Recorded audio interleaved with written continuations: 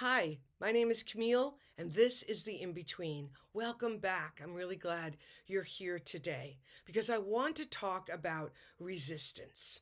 We are in the inner landscape. This is the second area of change. The first was the change cycle. And if you haven't had a chance to watch those videos, I hope that you will. Because now we are learning about how we feel during times of uncertainty, change, and transformation.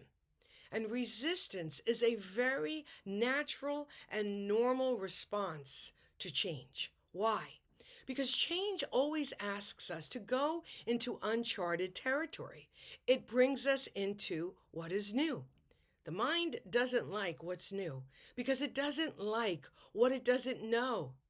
It feels most comfortable. It feels most secure when it knows. That's why times of uncertainty and change, when everything isn't clear and when everything isn't known, is not something that the mind prefers. And so what kicks up? What kicks in? Resistance. Resistance is often a default experience as a means to keep us safe from what the mind doesn't know. The mind doesn't necessarily say, oh, this uncharted territory is going to be awesome and exciting and really good for us. No, the mind often thinks that what it doesn't know is dangerous.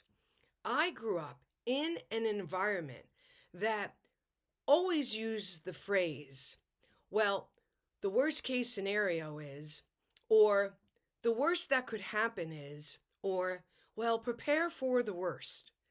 That was just the way it was. That was the programming that was passed on to keep us safe. However, in the new design model, we know better. We know that that programming doesn't serve us anymore. In the new design model, we actually say, prepare for the best. We actually ask ourselves, what's the best that can happen? And so when resistance shows up, it's really important to ask questions like, what am I resisting that's actually already changing? Why am I resisting this? Is resistance trying to show me something? I will sit down with my resistance and talk to it like this and ask it, are you trying to bring a gift of insight and wisdom to me that I'm not seeing? Are you trying to protect me from something because you don't have all the answers and you're afraid? Is this an actual stop sign because this resistance I'm experiencing is actually needing me to pause, to stop, and reconsider what I've decided, what I'm thinking, the plans I'm making, or where I'm going? Just being willing to bring those kinds of questions to when you feel resistance is so compassionate. It's so self-loving, and it invites an atmosphere of information that perhaps you would not have access to if you didn't approach it in that way. Again, depending upon your upbringing, often communicates to us our relationship to change. That's why I created and taught for many, many years my course, Ready for Change, because it was necessary, and it always is necessary to do the deep dive and to go back, no matter your age, and to see what was the programming from 0 to 7 years of age. What was modeled to me as normal? How did my parents, my family, my church, my upbringing, what did it teach me about change? If you grew up in a military family where you moved around a lot, for some people, that was really adventurous and you got to see the world. For others, not so much. For others, it ripped them from friends, just as they were becoming close and tight. For others, change wasn't good to be moving around so much because you never had a chance to settle or make roots in a town, in a community, in a school. So it's just important to go back and to see what your experience was with change and how resistance showed up to keep you safe, to protect you from what it couldn't know and didn't know, and therefore deemed as dangerous, and how you can reimagine your relationship to resistance so that you're in alignment with it, so that you don't push it away, as is often the case in the old design model. Just push it away and forge ahead.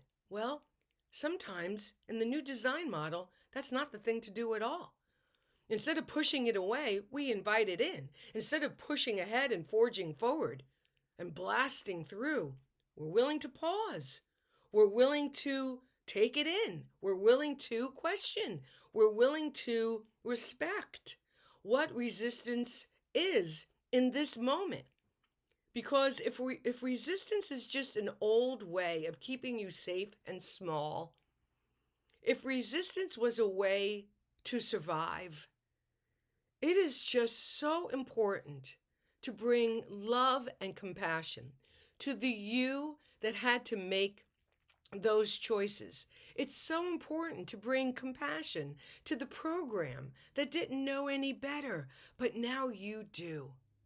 To ask your resistance what it fears, to ask that resistance what it needs, to trust you and let go, to come along for the growth that is before you is truly one of the greatest gifts you can bring yourself. So if you're feeling resistance, bring it home to your heart. Make room for it.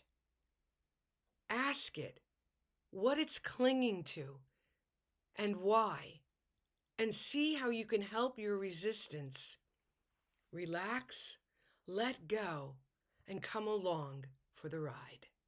Thanks so much for watching. Have a great day.